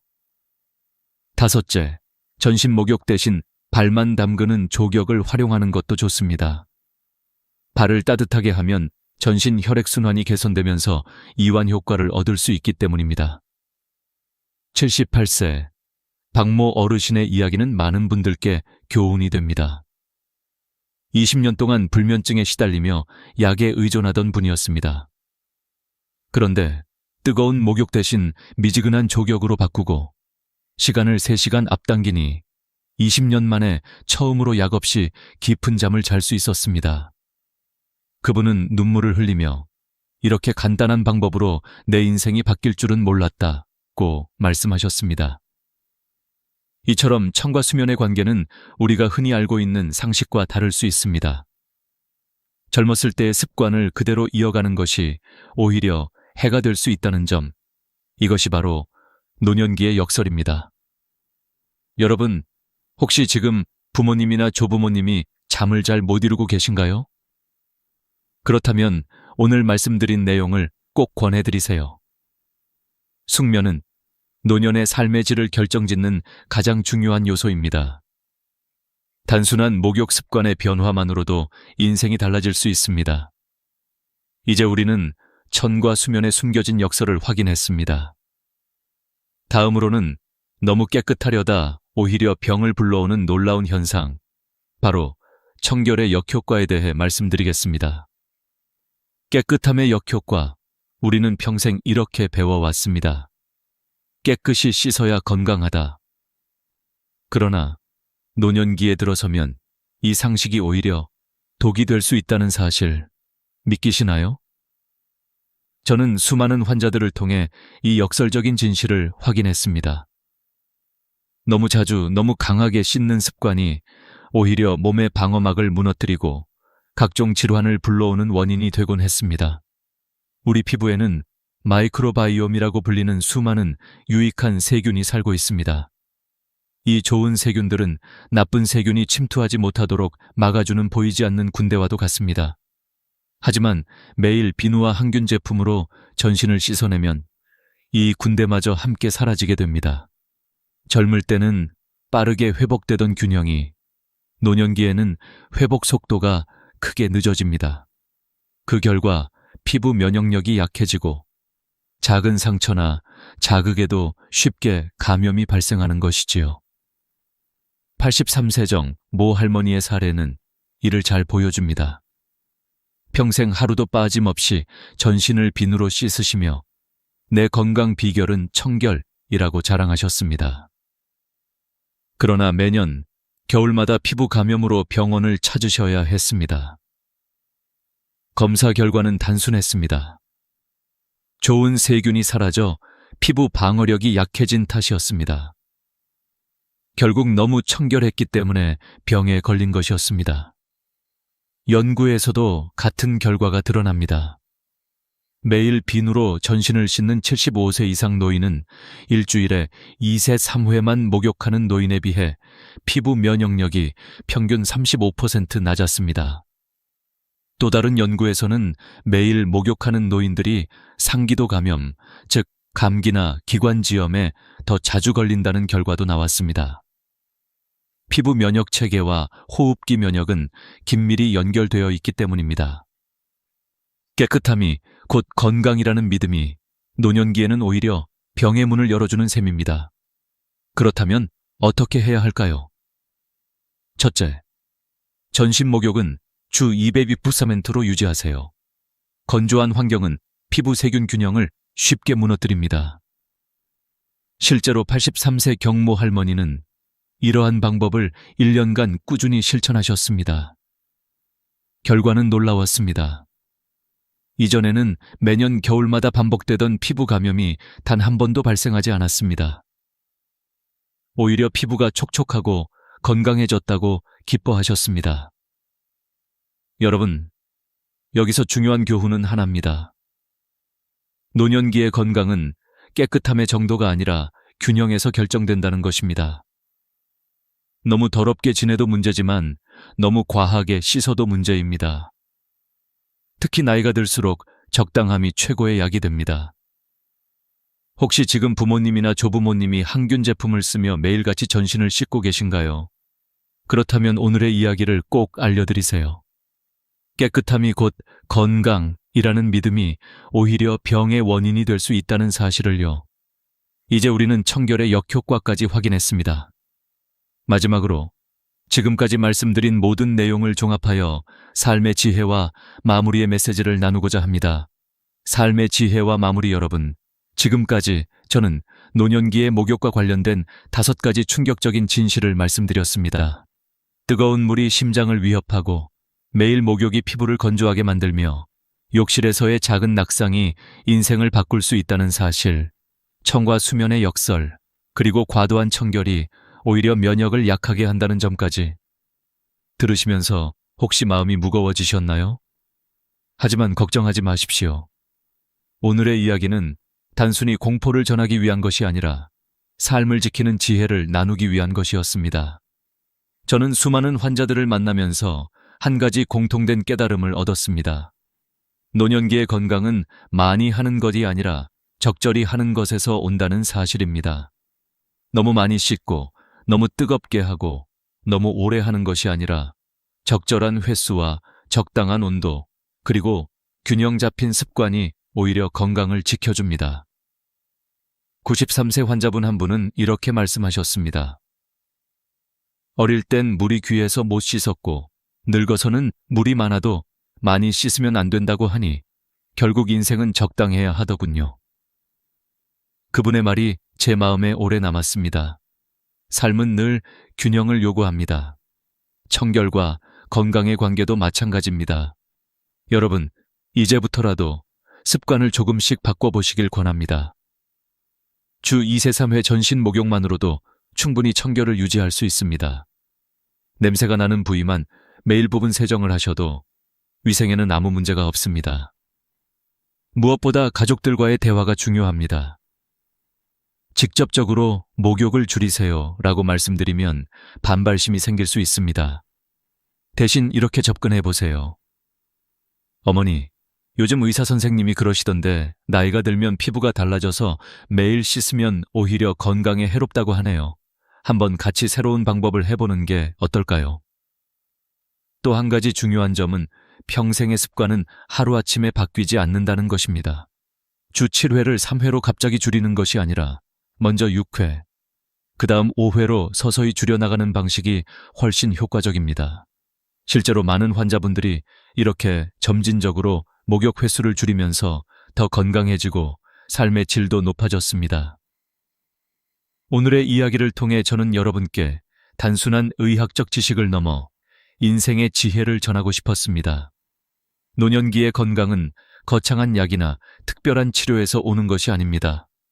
작은 습관의 변화, 사소한 배려, 그리고 균형 잡힌 생활이 바로 최고의 보약입니다. 혹시 지금 이 영상을 보고 계신 분들 중 부모님이나 조부모님이 계신가요? 그분들께 오늘 들으신 내용을 꼭 전해드리세요. 그것이 사랑을 전하는 가장 확실한 방법입니다. 작은 정보가 누군가의 생명을 지킬 수도 있습니다. 여러분, 오늘 제가 드린 메시지가 도움이 되셨다면 구독과 좋아요, 버튼 꼭 눌러주시고 알림 설정까지 해두시면 앞으로도 더 많은 건강 정보를 가장 먼저 받아보실 수 있습니다. 여러분의 응원이 저에게는 큰 힘이 됩니다. 건강한 습관으로 10년은 더 젊게, 20년은 더 행복하게 살아가는 그날까지 저는 계속해서 여러분과 함께하겠습니다. 지금까지 노후 지혜 TV였습니다. 감사합니다.